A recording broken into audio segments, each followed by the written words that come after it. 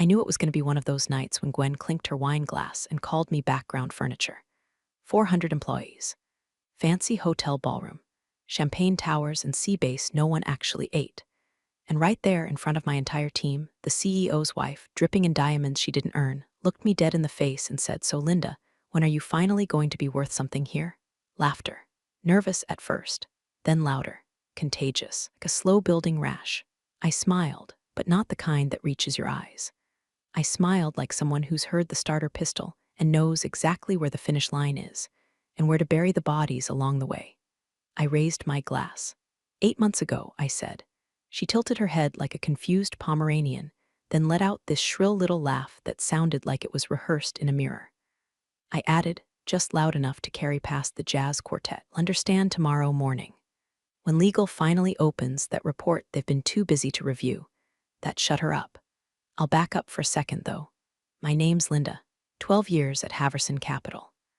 Operations Director, technically, though I stopped using my title after they gave the VP of Infrastructure spot to the founders, Godson, Brent, whose only qualification was once winning a Fortnite tournament in the break room. It built half the back-end systems this company runs on. I've trained, fixed, streamlined, optimized. Quietly, cleanly. No drama, no politics, no backroom handshakes. Just discipline and spreadsheets that don't lie. That's the problem, apparently. I don't perform, I don't golf. I don't flirt with execs in Patagonia vests. I don't drink at networking mixers and giggle at jokes about Karen from HR. I do my job better than anyone else here. Somehow, I've become invisible. You ever feel like you're the steel beams holding up a building full of glass offices? Useful, load-bearing, but never seen? That's me, or it was. And hey, while you're here, if any of that sounded familiar, do me a favor and hit that subscribe button. Apparently 95% of people don't, and I promise it helps more than you think. Plus, I've got a few more boardroom bombs coming. I wouldn't want you to miss when the next one detonates.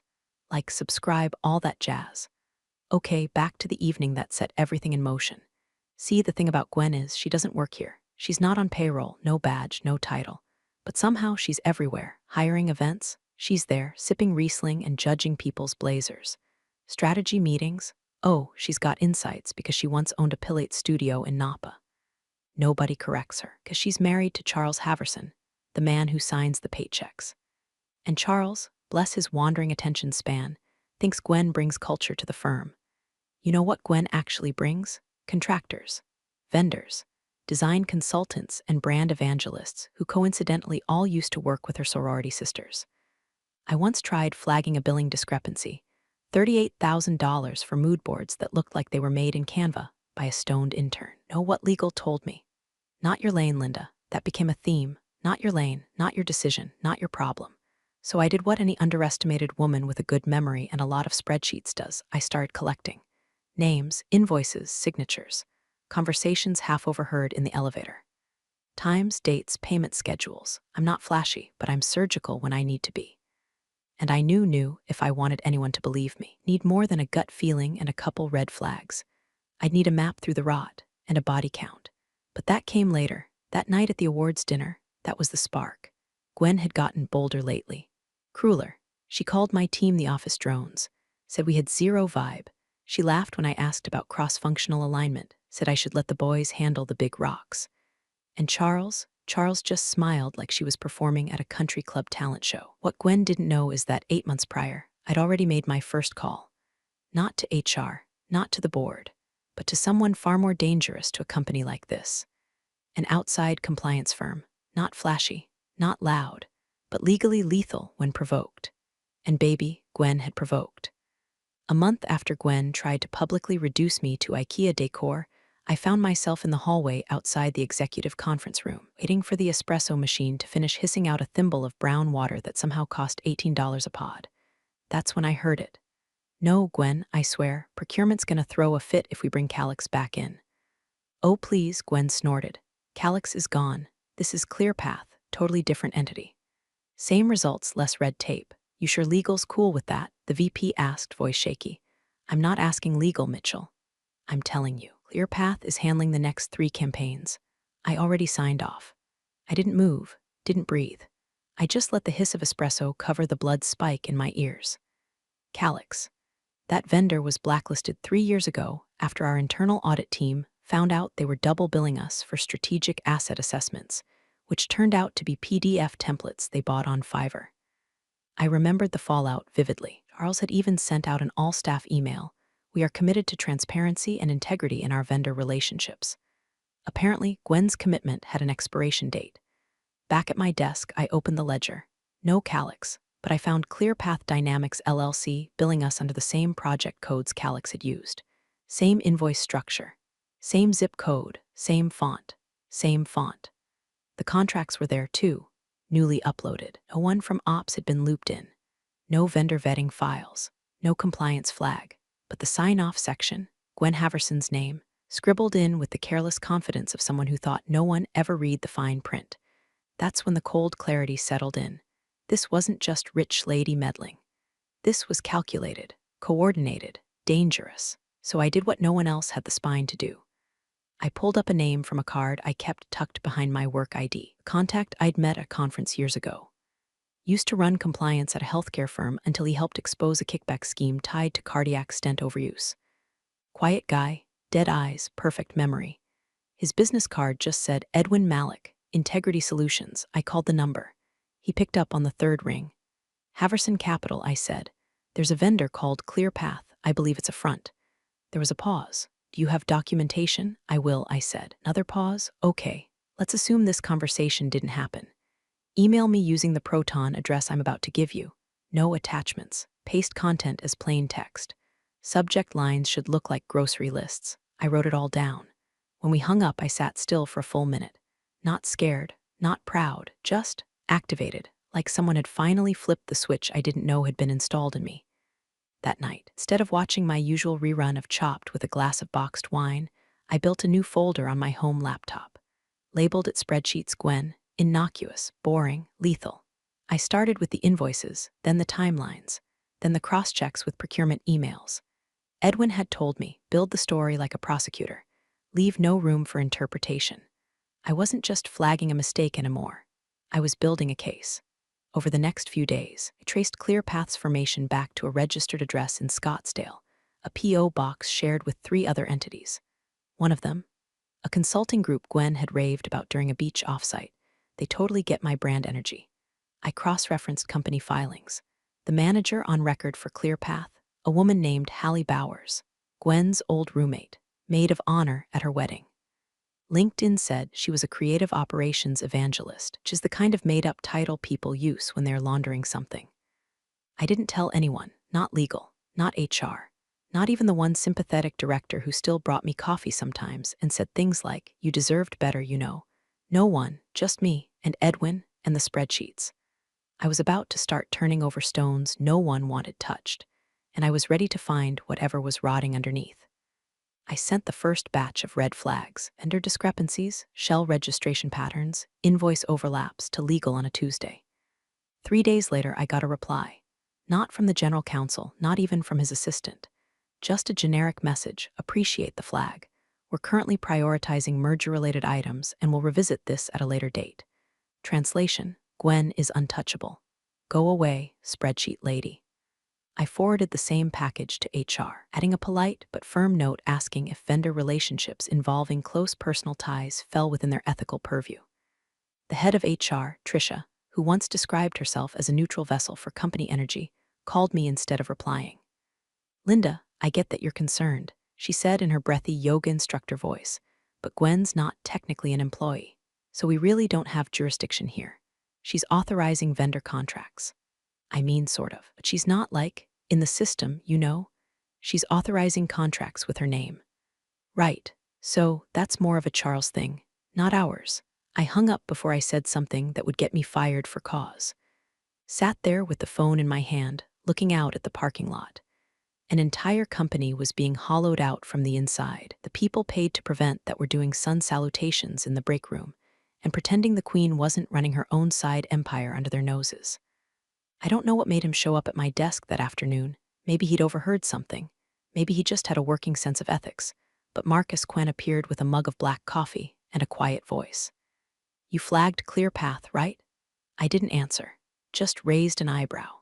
He set the mug down. I ran their EIN against our procurement logs. It's clean on paper. But their billing address matches one we had flagged back in 19. For something called Bright Range Creative, canceled after a contractor came forward claiming they were billing for non-existent interns. Guess who the founder was? I blinked. Hallie Bowers, he smiled. Bingo.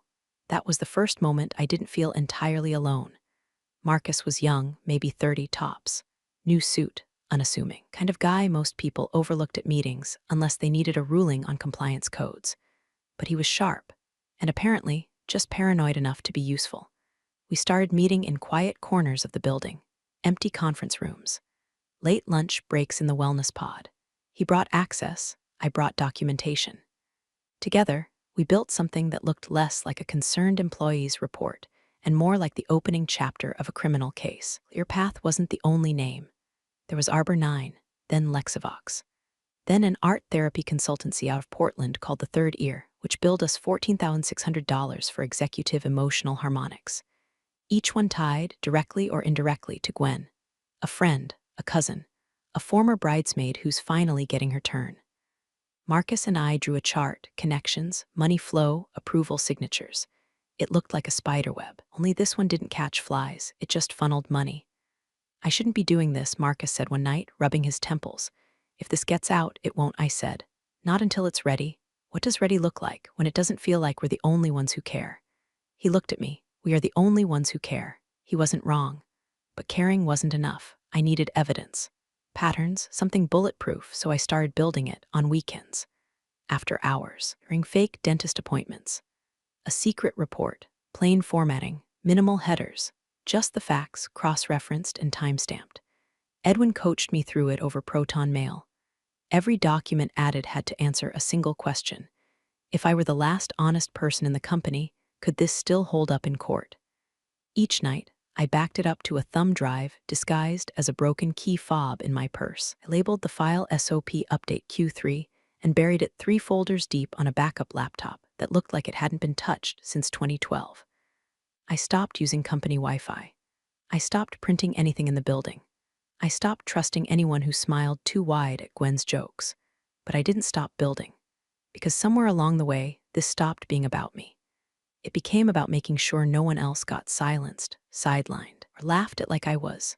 Not again, not on my watch.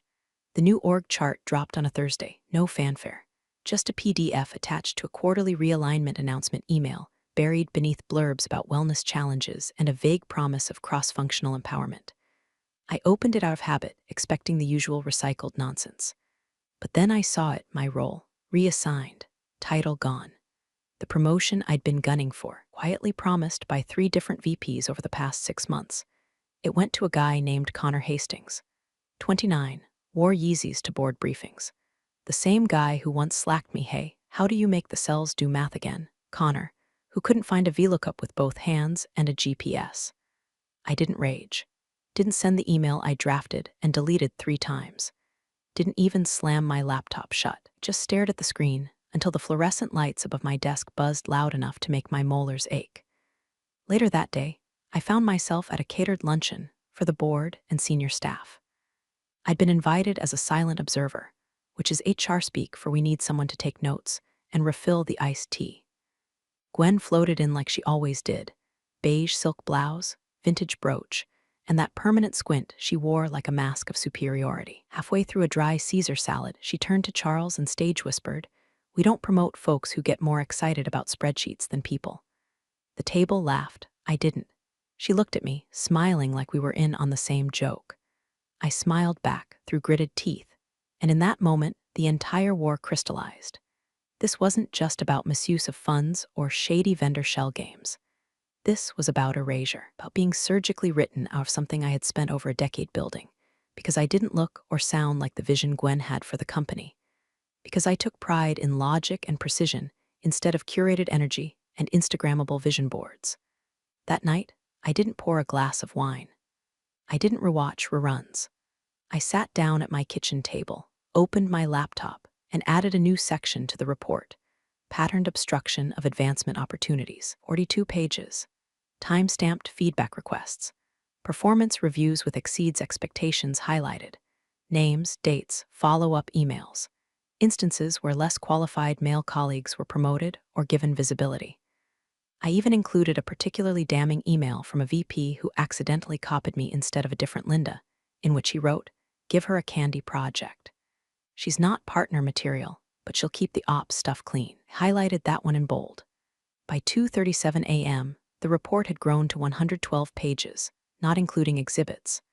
I converted it to PDF and saved a copy to the drive in my key fob, another to an encrypted folder in the cloud, disguised as a dead spreadsheet for Q4 toilet paper procurement.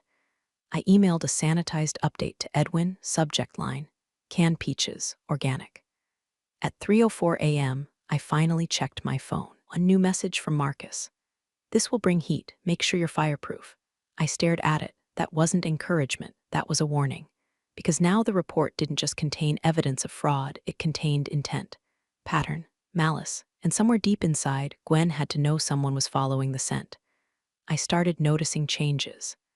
My badge access suddenly stopped working on the 5th floor, where legal operated. I was told it was a system error. IT didn't respond to my ticket.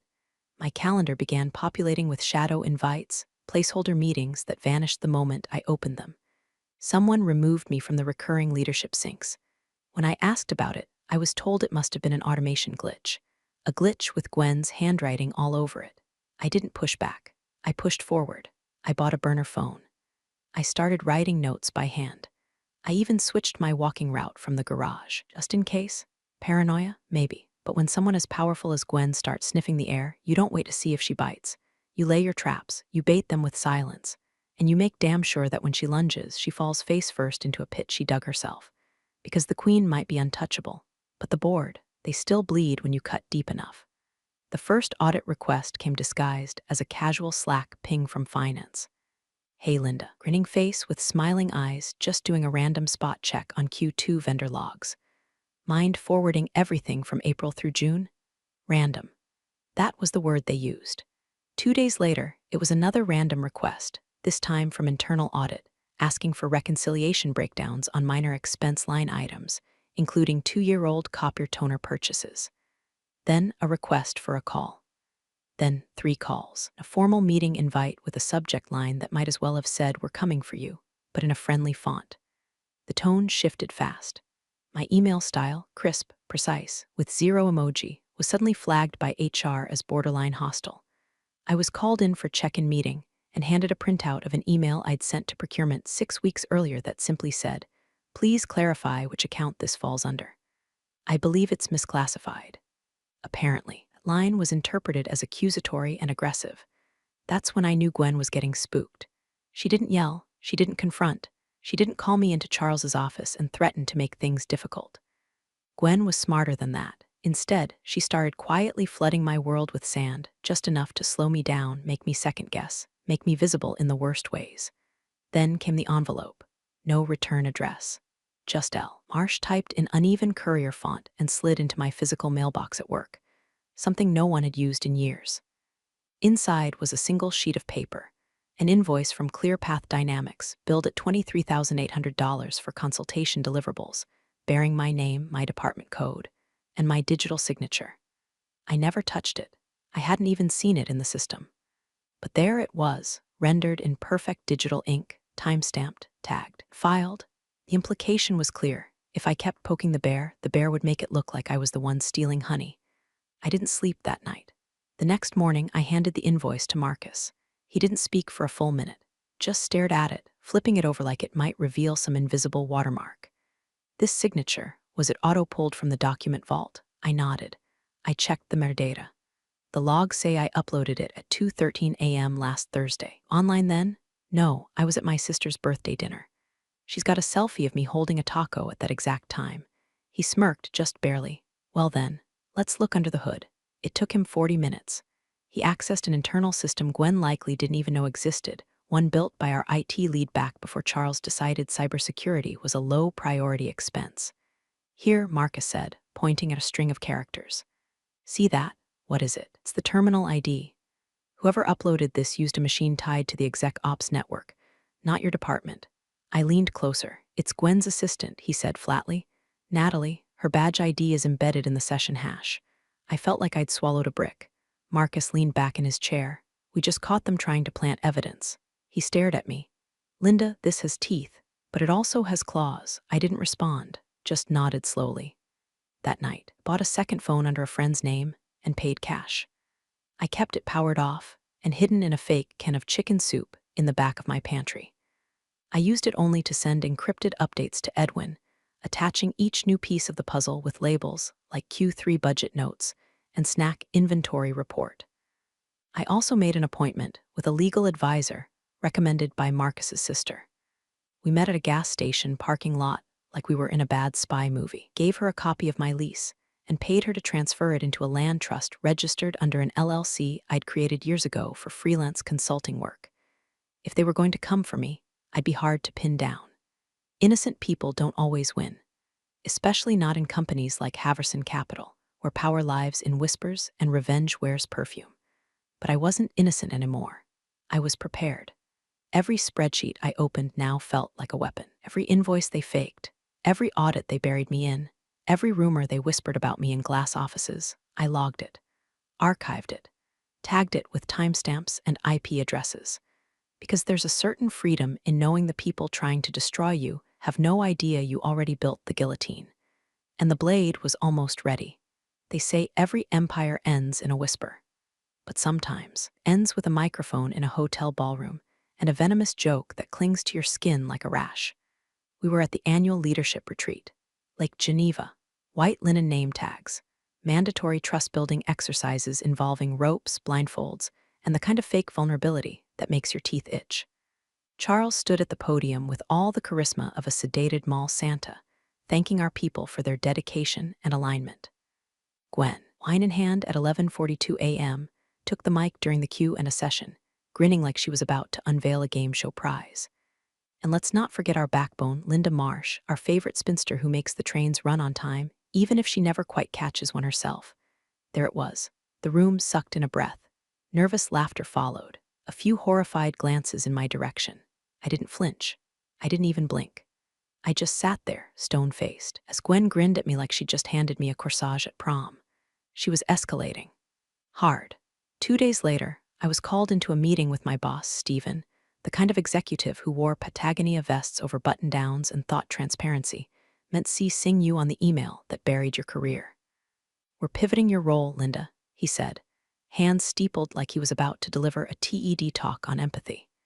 It's part of a broader reorg. Be transitioning into a new position focusing on cross-departmental coordination for our culture enhancement initiatives. I don't understand, I said. Where does that sit? Well, technically, it doesn't report into any single division. It's more of an agile, floating stewardship role. Do I still manage the ops team? He glanced down at the folder in front of him, pretending to check a note he'd already memorized. Direct reports will be redistributed across existing leads to better leverage their verticals. In English, I was being shelved, stripped of my team, my projects, my power. They wanted me isolated, disoriented, forgotten. Instead, I got focused. That night, I opened the report again. Now over 170 pages. I added new appendices, section headers, internal Slack logs with matching invoice uploads, screenshot comparisons of vendor letterheads, side-by-side of Natalie's terminal activity and the forged invoice metadata. And at the end, a 3-page summary. Direct, clinical, ruthless. I printed a copy, sealed it in a weatherproof envelope, tucked it inside a hollowed-out financial regulations textbook on my shelf. Then I sent an encrypted copy to Edwin. Within the hour, he responded. It meets federal thresholds, multiple fraud indicators, misappropriation, obstruction, collusion. I stared at that last word for a long time. Collusion. It sounded like something from a political thriller, not my life, not this beige-carpeted, HR policy-riddled hellscape where performance reviews used phrases like synergize your narrative. But that was the truth now. I wasn't just documenting bad behavior anymore. I was sitting on a ticking bomb, surrounded by people too smug to hear the timer. The next morning, I walked into work and found my desk had been temporarily relocated to a vacant storage office with no window and a folding table for a desk. My desktop monitor was gone, sent to IT for updates, they said. My badge only worked for floors 1 through 3 now. It didn't matter. Let them bury me. I'd already dug the escape tunnel. I'd built a weapon no one could ignore. Every slight, every reassignment, every smirk Gwen threw my way, it only added fuel. Isolation wasn't defeat, it was freedom. I didn't have to pretend anymore, not to be agreeable, not to be grateful, not to laugh along when they made me the punchline.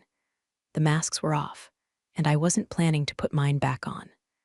The night before I pulled the trigger, I sat on my couch in sweatpants, surrounded by the ghosts of who I used to be, old notebooks, dried-out highlighters, half-drunk cups of tea. 12 years of my life had been turned into 187 pages of names, dates, contracts, forged signatures, backdoor payments, kickbacks, vendor fraud, and complicity stretching all the way up to the executive suite. And Gwen, she thought she was bulletproof. She wasn't ready. I opened my laptop one final time, attached the report, and composed the email to the board's legal committee. Simple, clinical language. No dramatics. Just attached is a compliance escalation package, documenting activity that falls outside the scope of legal and ethical vendor conduct as outlined in the Haverson Capital Code of Ethics.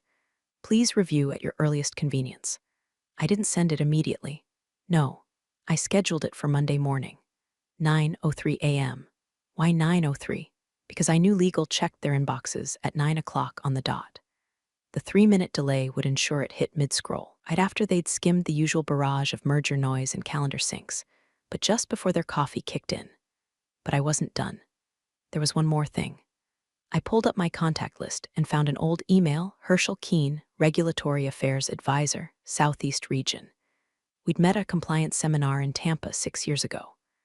I remembered him because he wore a mustard yellow tie and told me, after 3 bourbons, I don't work for companies, I work for the system. I sent him a blind copy of the report. No commentary, no explanation.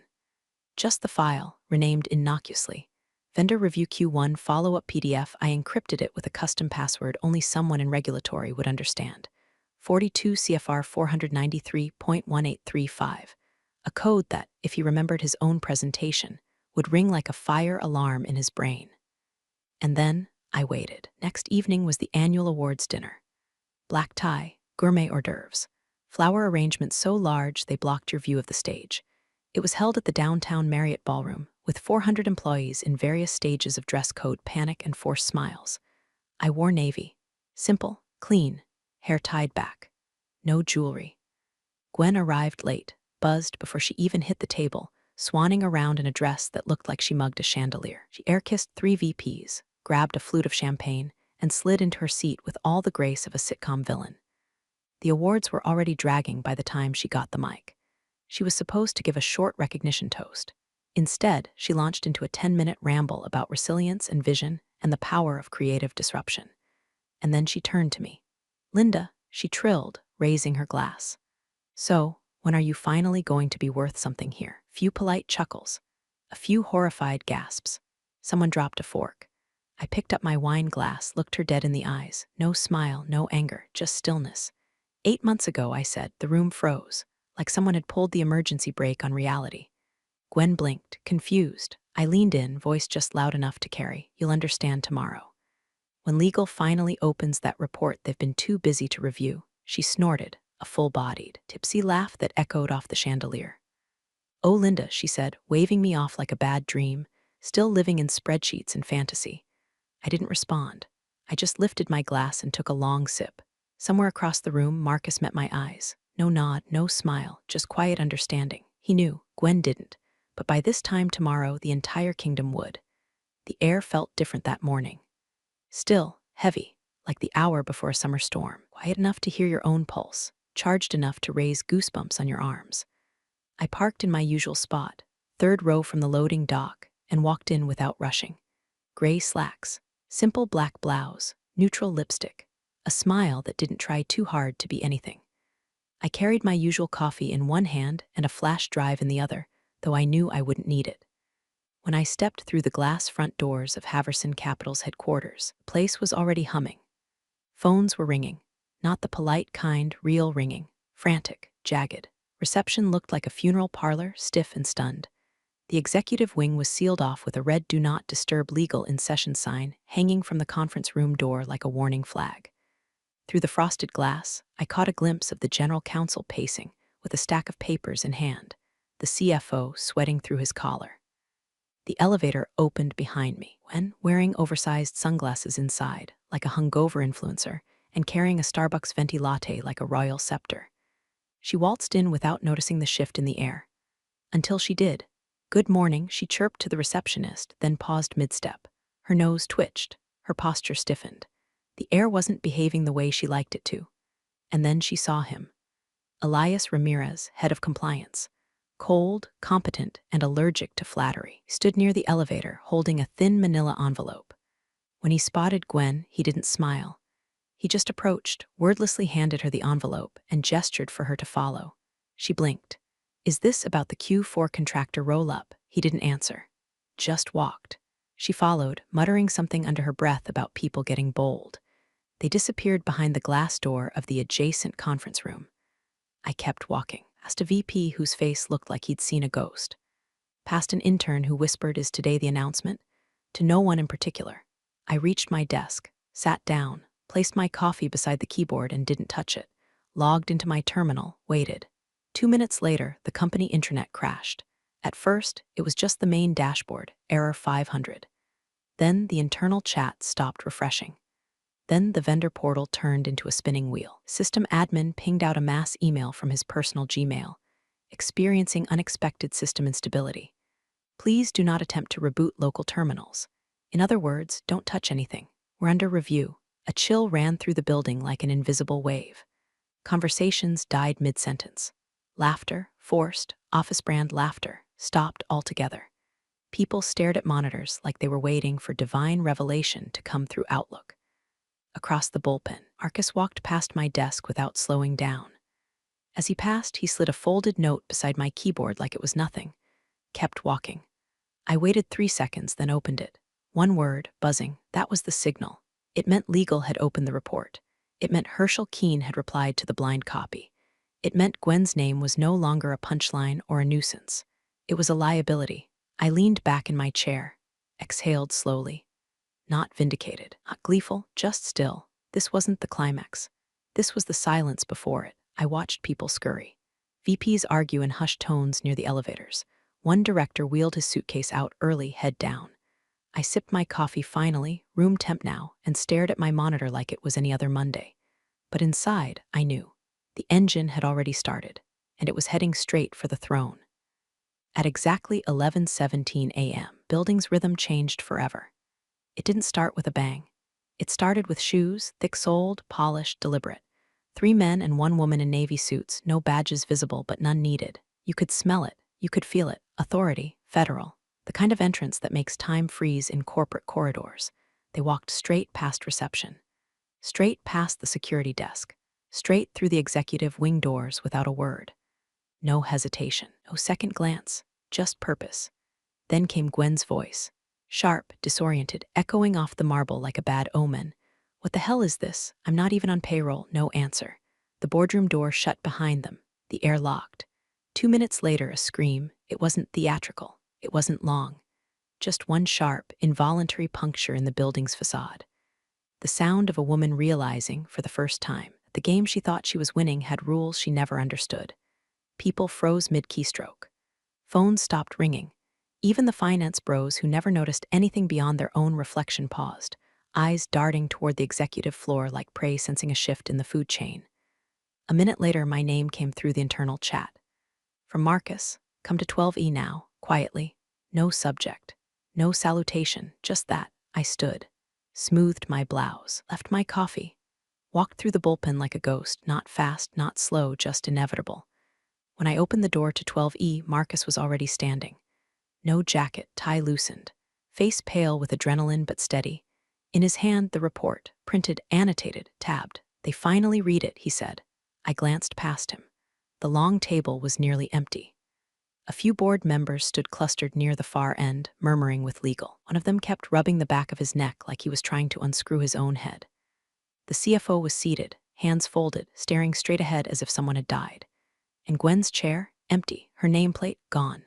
I stepped inside, nodded once, and turned back to the window. The city kept moving outside. Cars, buses, birds, completely oblivious to the detonation that had just occurred 33 floors above street level. Word spread like blood in water. By noon, IPO announcement had been pulled from the company website. Deferred pending internal restructuring, the press release said. Internally, everyone knew Gwen was out. Natalie had already been escorted from the building, box of belongings tucked under one arm like a bad joke. The company lawyers? Silent, red-eyed, planning triage. At 12:42, Charles Haverson, the man who once called me reliable but not strategic, stormed down the hallway like a man chasing a ghost. He didn't look at anyone, didn't slow down until he passed me. And in that half-second, I looked up from my desk, eyes calm, voice quiet. You should have checked your wife's signature folder. He didn't answer. He didn't have to. Because in that moment, he knew. She was the match. I was the fuse. And the whole damn empire had just burned exactly the way I planned. You're the real stars of the corporate jungle. Thanks for watching. Hit subscribe, or I'll flick the switch on your old cubicle memories.